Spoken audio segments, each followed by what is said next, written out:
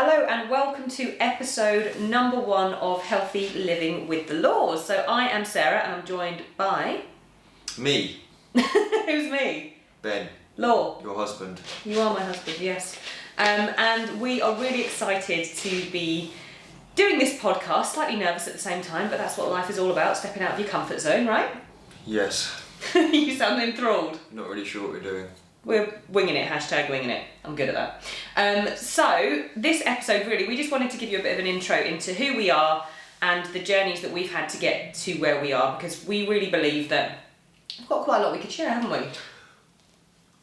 Yeah. You going to talk about what the podcast is about? Oh, healthy living. So the podcast is basically going to be about healthy living, but obviously we're going to cover topics like food and lifestyle, because they make a massive difference to overall health, but we're going to go deeper than that because yeah, aren't we? It's the first I've heard of it. We'll see what happens. This could be interesting as we go along. Really, we believe that healthy living is so much more than just what you eat and how you move. It's the way you think, it's the lifestyle you lead, it's whether you feel like you're living with passion and purpose. I mean, there's so many aspects to healthy living, isn't there? And the reason we basically started this podcast was we talk a lot, believe it or not. I don't. I talk, you listen. You talk a lot. I talk a lot, you listen. Kind of, sometimes. But we often go for walks, don't we? And whenever we're walking, we have these really in-depth conversations, or I do, probably to myself. No, we do have in-depth conversations. And we always say we should have recorded this. Yeah, we should have recorded this because we feel like it's information that everybody needs to know. So that's why we think that, but perhaps we'll soon find out. Maybe it's not information that people need to know. We'll soon find out with how many listeners we get. But yeah, we just thought that we have so much that we can share and offer that could add value to other people's lives, and that's something that we're both really passionate about, isn't it? Is inspiring other people to make changes so that they can live healthier, happier, and better. Longer lives. Yeah, totes. Yeah. Because indeed. who wants to live Die a short early. life? Starting on a really positive note here. This is going well. So, we're going to give you a bit of an intro into who we are and how we got to where we are today at the grand old age of 41. 39, soon to be 40. And that's actually something that we will talk about quite a lot as well, is because I think that we both have a really big kind of passion for helping people of our ages, because I think a lot of people think that, oh, by the time you're 40 it's all downhill and, you know, everything starts to go to pot, and it's not true. Life begins at 40, doesn't it? Totally does. I mean, we still act like we're 12, so... This is true. Mentally, we're 12. You'll soon discover that on this podcast. Yeah, but I feel better now at 40 than I did, like I said before, when I was 30 or 20. Yeah, exactly. Like, I feel in better shape, So better you want mentally. to share all your secrets with all those people who are like, tell me how I can feel better. All those people, yeah. All those people. All that person. So, we're going to start by sharing our journeys, aren't we? That's what we decided, kind of? I think so. Why not? People want to know a little bit into the windows of our lives. I love finding out I love finding out about people. I think people's backgrounds and lives are fascinating. So I'll just try and keep mine really brief, but it's sometimes really hard because I can talk. So, Keep it brief. my passion for healthy living started through my own challenges, to be honest. So I, as a kind of child, had a really normal relationship with food. I ate healthy, I ate salads, but I also love chocolate and chips, not together. And I remember so clearly the moment when it shifted. I was actually going on holiday, one of my best friends was coming with me, and I'd always been really sporty and athletic, so I weighed more than all my friends. And I just remember this moment where I suddenly was like, I'm half a stone heavier than everyone else, I need to lose weight. So I decided that I would lose weight so that when my best friend came on holiday with me, I wasn't heavier than her, because I assumed that being heavier meant that I was fatter. And obviously at that point in my life I didn't really know anything about food, so I thought the best thing to do was just not eat, really, to lose that half a stone. So my diet at that point consisted of a bit of toast in the morning, probably dry. Then my lunch was an apple. Then I'd have one piece of chewing gum that I would literally chew for the entire day whilst I was at school, to the point where it would like dissolve in my mouth. Because all those calories in a bit of chewing gum. Yeah, and it was sugar free as well, it wasn't even the full fat stuff. But that's how paranoid I was. I mean, it's madness when I look back at it. And then I don't even know what I had for dinner, probably a couple of rice cakes or something.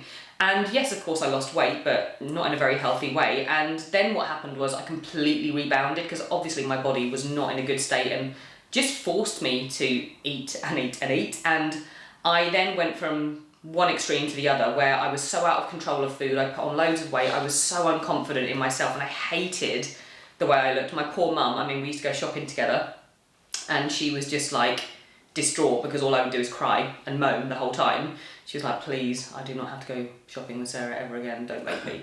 But it's just because every time I looked in the mirror, what I saw, I did not like at all. I hated myself. And so I had to go on a really big journey to learning to love myself again. So if you follow me on social media, you'll see that pretty much all my social media is about helping women love the skin they're in, because for me, that is such a crucial part of life, is really learning to value yourself and love yourself. And I know that sounds really corny, but it's true. So that's kind of where my journey began. And what shifted, I went to dance college. I used to be a professional performer, so I was working in musical theatre. And in my first year at dance college, I was still quite big. I, again, still hated the way I looked. And I actually got really badly injured. I snapped the ligaments in my knee doing a Lion King workshop. I remember it very clearly. My leg was swinging the wrong way. It makes me feel sick even thinking about it now. I have nightmares about it.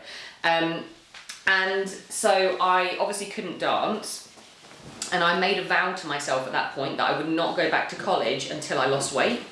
And that's exactly what I did. I spent the entire time I was off college eating less, becoming quite obsessed about food. And I did lose weight and I went back to college and everyone was like, oh my goodness, you look amazing. So that just kind of instilled that feeling of appraisal, I guess, in me, that I was doing the right thing. But then I became petrified because I thought, well, if I change the way I eat, then I'm going to put on weight. And I remember just getting to this point where I was really tired all the time and I had no idea why, because I didn't really realise that I was just under eating a lot and probably over exercising when I could. I was doing a lot of cardio. So I went to the doctors and they were like, you need to eat more. So they gave me, and this was back in, the olden days when there wasn't like calorie counting apps like MyFitnessPal or anything like that. So they actually gave me a booklet or told me to go and get a booklet which gave you like the calorie count of every single food, like a bit of cucumber.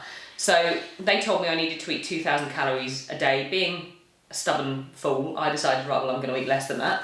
So I would always make sure that I was under 2,000 because then I felt in control. Weird, I mean, the way my brain works is slightly balmy, which is why I've had to work on it so much.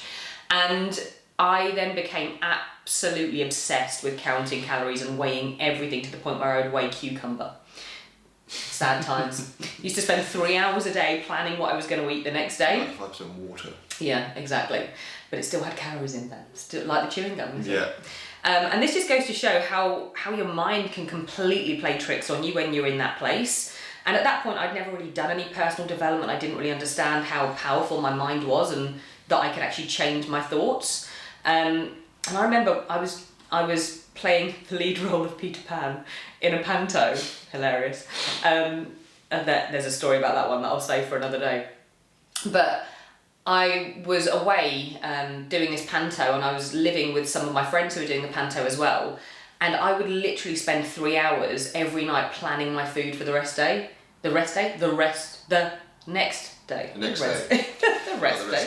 The next day, I'd spend like 3 hours planning my food.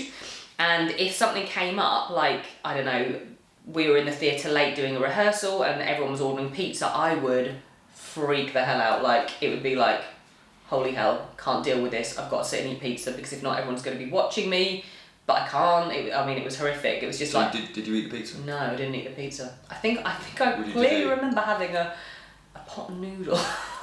Well, everyone else is eating pizza. Yeah, because apparently a pot noodle was better for me.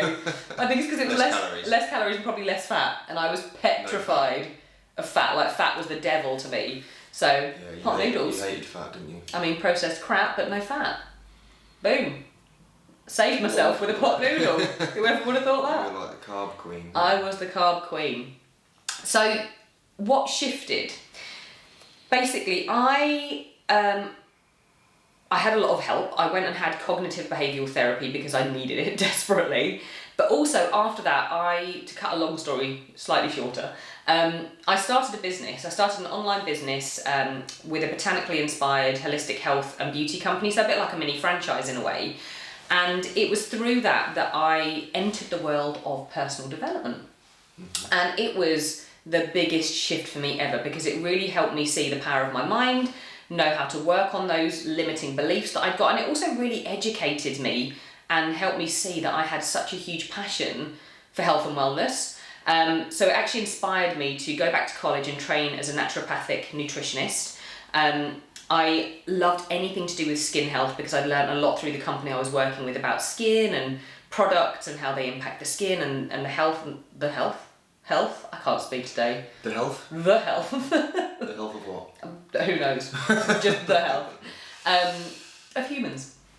So yeah, it really inspired me. So I went on this big journey of self-development, learning about nutrition, learning how the body functioned, and that has just grown and grown and grown over the past 11 years really. As my business has grown, my belief has grown in myself, my confidence has grown.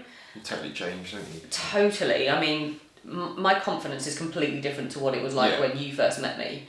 I remember, like, if we went out to dinner with your friends, I'd be so petrified because I hated that awkward silence and not knowing what to say. So I'd either just get blind drunk, or if you went to the toilet, I'd be like, oh my God, petrified being left with them on my own. I'd go with you. But obviously not in the male toilets, I'd go in the female toilets, but I'd just make sure that I wasn't left. Even with my parents, wasn't it? You were scared. They are quite scary. They are quite scary. No, they're not. They're really not scary at all. But yeah, my confidence has just been transformed through building my business, being a part of an incredible community of very like-minded people, and also working on myself more than ever, which is actually one of the core pillars of the business I run. We work so much on personal development, and that's why we are really passionate about healthy living being obviously about what you eat, and you know, we both have a lot of knowledge on food and drink and exercise, but it's a lot more than that. It's so much more than that. The mind. The mind plays is a huge part. Yeah, totally. So I think that's me. Is it you though? What about then when you got into?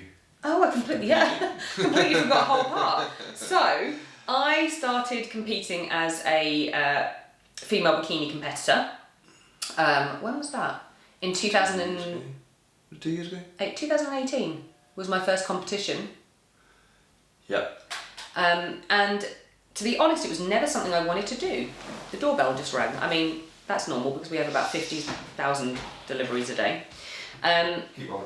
I'll keep going. So yeah, it was never something I really wanted to do because it petrified me, because again, I was at a point in my life where I was like, I feel like I've kind of just got myself on track with food, but still to a point where I kind of was quite controlling. And I didn't want someone coming in and changing what I did. I'd also had massive adrenal issues, which we will talk about in depth on another podcast because it was not fun, and that came from overtraining and undereating, so I really didn't want to put myself back in that position. But it was like it kept crossing my path, and I'm a big believer in signs and things being kind of presented to you for a reason. So yeah, I kept seeing it come up, and then actually I was challenged. I was speaking at a conference, and someone who was at the conference came up to me and introduced me to someone who was a posing coach, because we went to the same dance school but at very different points in time. And I was like, oh, do you know what, it keeps crossing my path, but no, I don't want to do it. And they were like, oh my goodness, you've got to do it, you'd be so good at it, you're so disciplined. And it kind of got the cogs whirring in my head. And then that friend actually sent me a Facebook message challenging me to do it. So I was like, oh damn it, I can't not take the challenge. I've just got to do it. How's it going then? Yeah, it's going great, thanks. Well, I'm just talking to myself. So I decided, right, I'll just do one competition, we'll see how it goes. And that one competition turned into multiple competitions, which then turned into me gaining my pro card with the IFBB Federation. And that was like from actually starting competing to gaining my pro card was actually less than a year, which is a very short journey. And I just wanted to really show people that it doesn't matter what your age is, because so many people who compete are much younger than me, and I actually gained my pro card, standing on stage against people half my age. So for me, it was like just being able to show other people. You were the granny, weren't you? I was the granny, granny of the stage. Showing people what's possible, I think, has been something I've always wanted to do, giving people belief and I guess permission in a way to take the leaps that they have the ability to take but don't know they have the ability to take. So yeah, it's been a fun old journey with competing. I don't know where the future lies. I'm definitely at a point in my life where I feel like, I don't know, life comes in seasons. And I don't know what the next season holds for me, because we're going to be living in Ibiza next year. I turn 40. It's our 5-year wedding anniversary, so we've got lots of celebrations next year. And I feel like I've kind of ticked a lot of the boxes with what I wanted to achieve with competing. I won't say I'm not going to compete again, because I don't know yet. But right now I'm just enjoying having a bit of life outside of competing. A bit more freedom, isn't it? 'Cause yeah. It's very strict. Yeah. Strict regime. Yeah, and I feel like focusing on my business is something I really want to do. Obviously doing things like this podcast and just having the energy and oomph. It's not even the time, it's the oomph to do things like this, which sometimes when you're so heavily focused on competing, it's hard to think of anything else. But that's actually taught you a lot. Have you talked about this? Taught you a lot about eating. No, I haven't. I need you here to prompt me. And training in general, isn't it? Lifting weights. Yeah, because I didn't lift weights. I was petrified of lifting weights and getting bulky. And so it's really helped me kind of understand why it's important to lift weights and how to actually build muscle. Yeah, build muscle. Is very healthy for the body to have. Not massive amounts, but... Yeah, a good amount. Yeah.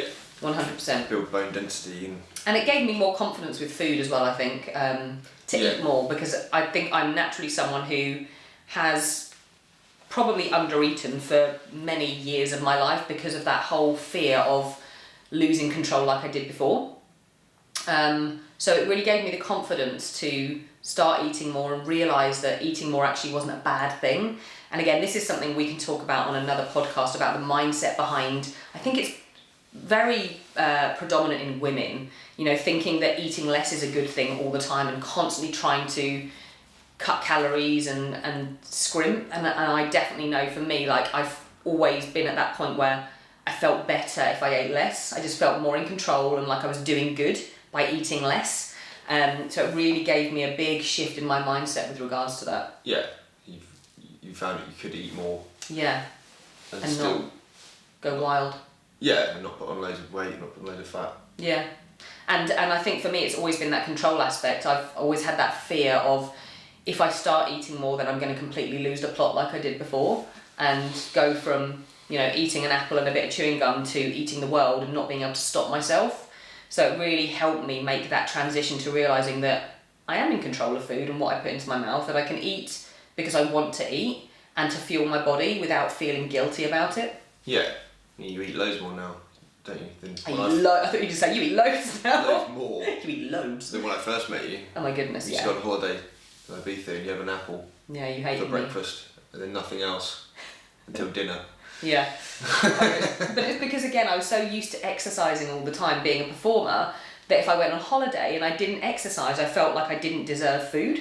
So it was I did not deserve to eat. You must start. And because we were drinking, so then I'd be like, right, well, I'll compensate, so I won't eat in the day because we're going to go out and eat and drink. So I would basically just not eat all day and then drink in the evening. I mean, pure health right there. I'm sure you want to continue listening to me in this podcast. You're like, what is she going to teach us? So yeah, that is my journey. Over to you, Mr. Law. Oh God. Here we go. Here we go. What is my journey? Your journey is from party boy who thought he was healthy, but he ate lots of bread and pasta, to now being... I mean, I was never like massively, well, take that back. Food-wise, I wasn't that unhealthy, but... Life-wise. I partied a lot as a youth, as many youths do, I guess, but yeah, drinking every weekend, binge drinking basically, just living for the weekend. And then around guess 22, 23, I really got into clubbing, dance music. I mean, we were the match made in heaven. The person You who were like- never went clubbing unless it was Yeah. like 80s music. And you. Yeah, so out every weekend, every club I could possibly go to, kind of If you want to know any good clubs, Ben knows them, basically. work 9 to 5 in the week in office, just a office job. Worked in computing. That's what my degree was in. And then just lived for the weekend. Just kind of went out on a Friday and a Saturday, and then sometimes even a Sunday. You went out on a Friday, came home on a Monday, basically. Yeah, that has happened before. Yeah, and that just continued for several years. You also DJ'd as well, which didn't help. Then I got into DJing, so it kind of exacerbated it a bit more. I just, yeah. I mean, I loved it. I have no regrets, but it took me till about Wednesday to feel human again, and then before doing it all again on Friday. So it's the classic: just live for the weekend, Monday to Friday working, and then just hit it hard on the weekend. Food wise. I thought I was being healthy. I never eat like loads of processed stuff. Never was into. You did love an M&S takeaways. dinner though, didn't you? M&S was my friend, Your best friend. but not like loads of takeaways or crap, but just very carb. It was very carb heavy, wasn't it? Just cereal for breakfast, or muesli for breakfast, porridge or something like that. Then pasta, loads of bread, loads of rice. What was that thing you used to have at lunch? You'd get it from the market in Hammersmith. What was it called? Affrittata. Affrittata. I was maybe That talking was about amazing. Mate. affrittata. That was truly amazing. But yeah, and I just thought I was being healthy, but I've since found out going on this journey it wasn't that healthy, and it kind of led me to having like massive dips in energy, didn't I? Oh, your blood sugar was all over the shop, wasn't it? I remember going on holiday.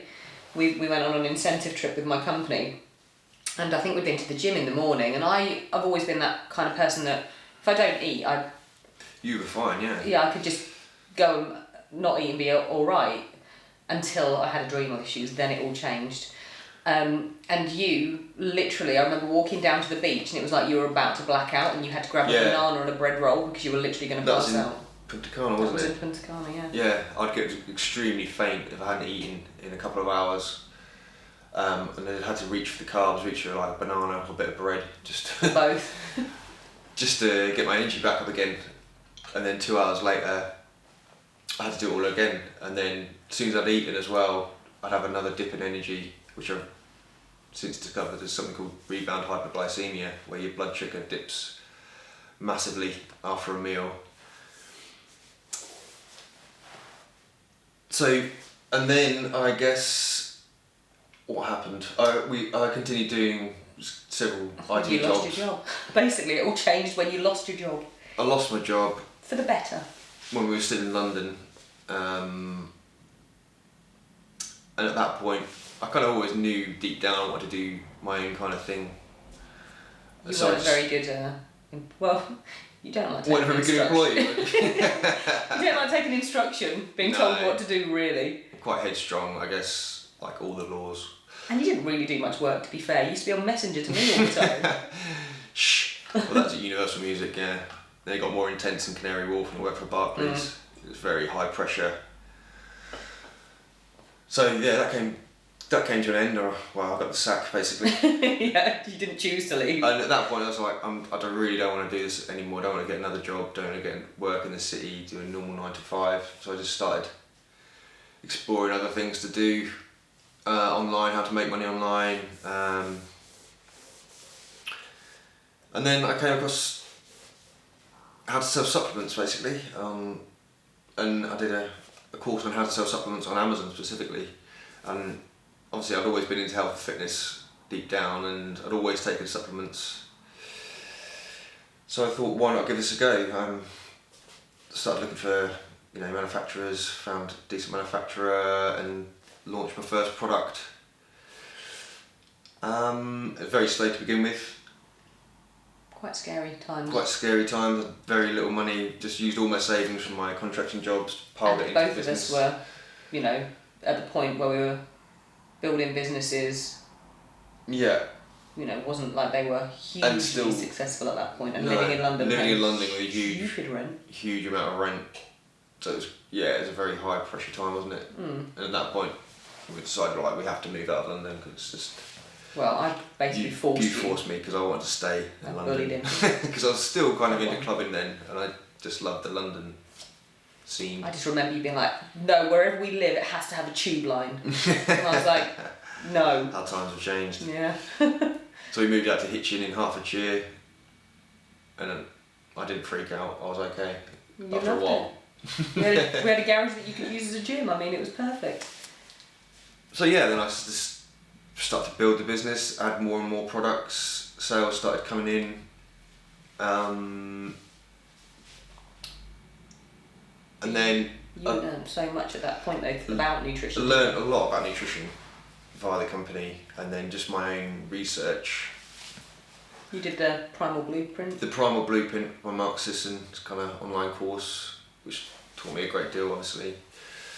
And then I read a book, The 4 Hour Body. I think I put it on my Instagram. Follow me on Instagram. And that kind of 4 Hour Body by Tim Ferriss. That's the book that kind of got me into low carb, wasn't it? It wasn't. Yeah, it wasn't like nobody called it keto at the time, but it was just kind of low carb eating. Well, it was slow carb, wasn't Slow it? carb, yeah. You just swapped all your starchy carbs for like legumes, which is slow releasing. You had a lot of lentils. A lot of lentils, a lot of beans, a lot of pulses, Did you have a lot of farts to go a with lot of it? farts. No, well, they were soaked, weren't they? So the Yeah, but still, I mean, Yeah. if I ate the amount of beans that you ate, it would be divorce. yeah. It wouldn't be good times. But I really went in. I really did it properly. Went all in, and it did start improving my blood sugar issues and my food dips in energy and food cravings massively, didn't it? Yeah. So then I took it a stage further and removed the legumes completely. Just went fully low carb You were Nazi. You were full on, like, never touch a carb, ever. Never touch a Everyone who carb. eats carbs is a douche. So it was just basically meat and veg, wasn't it? Yeah. Lots of fats. salad, lots of high fat. Wonder shakes made Wonder from shakes. random ingredients. Yeah, my classic, my famous Wonder Shake, which was just about 50 ingredients. Yeah, used to take you 3 hours to make. But yeah, very low carb, high fat, and it just completely changed my body and I lost loads of weight, lost loads of fat. To the point where you got a bit too. I got a bit like too my mum was skinny, worried about yeah. you. You looked a bit I gaunt. was never, never hungry with it. Never felt bad. I felt amazing. Felt abundant energy. Just On felt fire.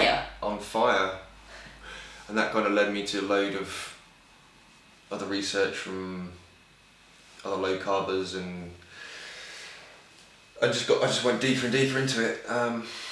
And then I tried low carb and it completely ruined me. Yeah, not for everyone. And this is one for another podcast, like talking about different diet models and how they can work really well for one and maybe not for another. So yeah, low carb and me were not friends. Yeah, so it wasn't really for you. No. Not at all. Didn't It really work worked for you, well but for about a month and then I was just like, oh dear God, this is ruining me. Yeah. My adrenals are screaming and my thyroid yeah, basically ruined me. It's We'll not talk as- about that in more Yeah, depth. it can not be great for women in general. Yeah, it can but definitely have a bit of it was amazing for me. That's for sure. Yeah. And then I kind of took what I'd learned and kind of started applying it to the business more and the supplements, the products I was creating. Kind of to carry that ethos through into the company, and then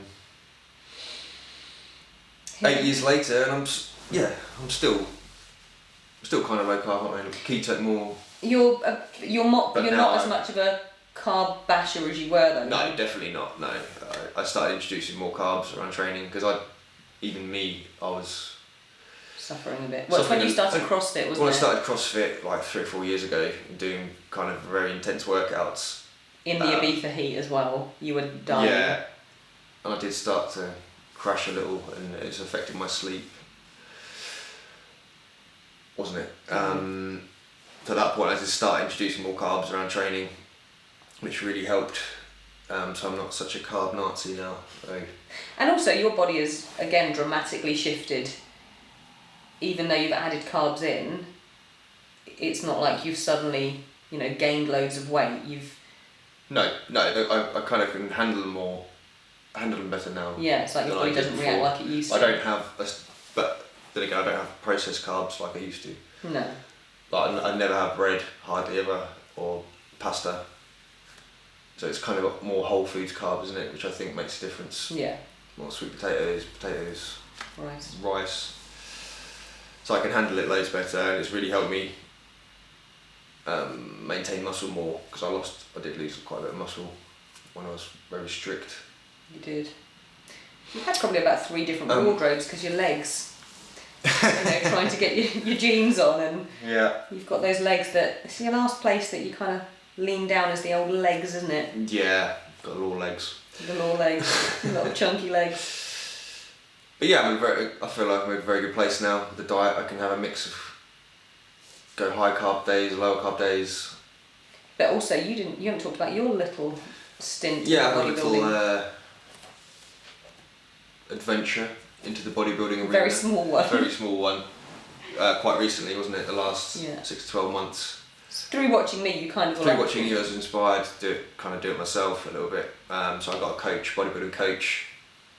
And I went through the bulking phase, didn't I? Which you love a lot. Eating the world. Eating the world, eating loads of carbs, loads of everything, wasn't it? I was just up to lots, 4,400 calories a day, to just trying to pack on the muscle. But I did obviously pack on quite a bit of fat as well. Little bum got a little bit rounder. I mean, I literally put on 10 kilos almost, didn't I? 8 to 10 kilos. Yeah. It's crazy to think about now. Well, it was just an experiment, really. But then I decided, no. This is not for me. I didn't like the way it looked. I started to feel not great. I started to feel like I did before. I was eating loads of carbs, felt sluggish, felt mentally not great, not as sharp. Well, that's saying something. Yeah. Less sharp than... Less sharp. I'm quite sharp. I'm sharp? Sharpish. I'm sharp.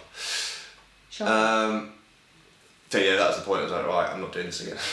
I'm done with the competing. I cut all the food again, and then it took probably 4 or 5 months. I dropped 10 kilos.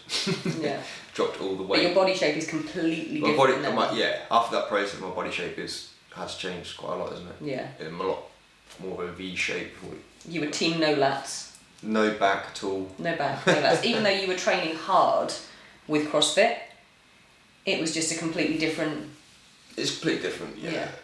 It's not so focused as it in certain muscle groups, so you kind of tend to be lacking in certain areas. Mm. But now I have carried on the bodybuilding into my training now, because I did enjoy actual training, but it's kind of a 50-50 split between CrossFit and bodybuilding now.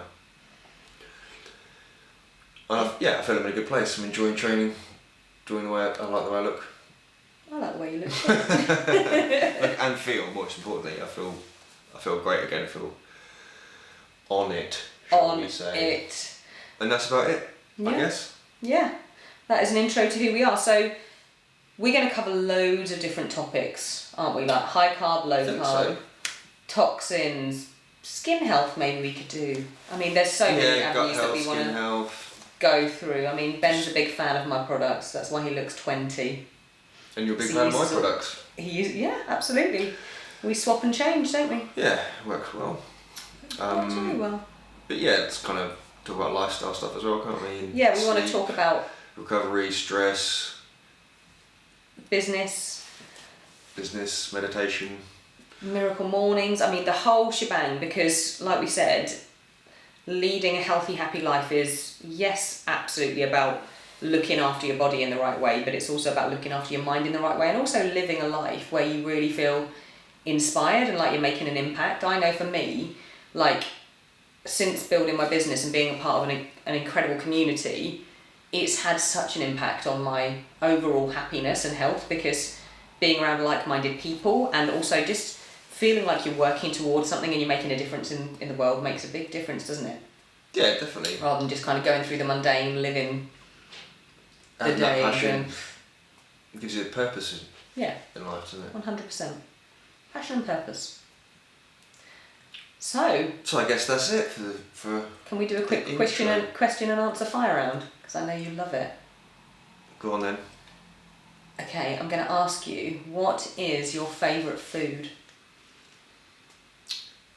Steak. Good choice. What's your favourite food?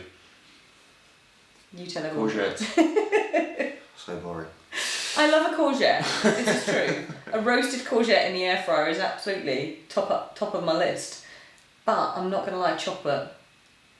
But not your average chocolate, like proper, real dark chocolate, actual chocolate. chocolate. Cacao Yeah. nibs. A crunchy little cacao nib. Yeah, they are amazing. Changes my life. And cacao powder. What's been the best day of your life ever? It's going to sound corny, but it was the wedding day, to be Yes, fair. It was. right answer. No, it was amazing, wasn't it? We got married in Ibiza. We had the best time, didn't we?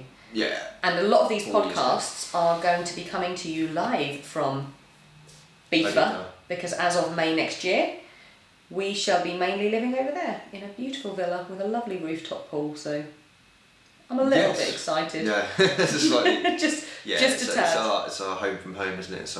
Yeah, We love it so much. So we're renting a place for at least 6 months. at least I think it might turn It might into more turn into more. years. And yes, if any of you want to pop over to Ibiza, if you're there, Oh, come find us. I'm not saying come stay with us. I'm saying come find us. We'll take you for a lovely coffee at some of our favourite places, because we know all the good health cafes, don't we? I mean, we've been and spent a lot of money in them over the years we've been in Ibiza. lots of money. Because we did actually live there before for 2.5 years as well, didn't we? Yeah. We spent a lot of money in Passion Cafe. Yeah. Lots of money. One of the reasons we had to move back home. So yeah, that is us. We hope you've enjoyed episode number 1 of Healthy Living with the Laws. Watch this space for many more exciting and inspiring topics to help you live a healthy, happy, fulfilling life. Indeed. If you got any questions or comment, just comment below. Yeah, absolutely. And if you want to send us any questions on social media, you can follow us both on @SarahLawUK and @BenLawPrimal. So yeah, pop us over some questions of what you'd love to hear, anything you'd love us to cover, and we can cover those on one of our podcasts too. So thanks for listening, guys. Make sure you rate this with 5 stars. Of course. It has Not to be with 5 one. stars. It has to be 5 Because stars. obviously by supporting the podcast, it helps us continue to put out some great content for you, or to start putting out some great content for you, because obviously we haven't really started putting much out yet other than this one, but we promise that we will. And so if you're watching on YouTube, like and subscribe. yeah, like and subscribe, give us a thumbs up, and we look forward to seeing you again very soon. Thank you. Thanks.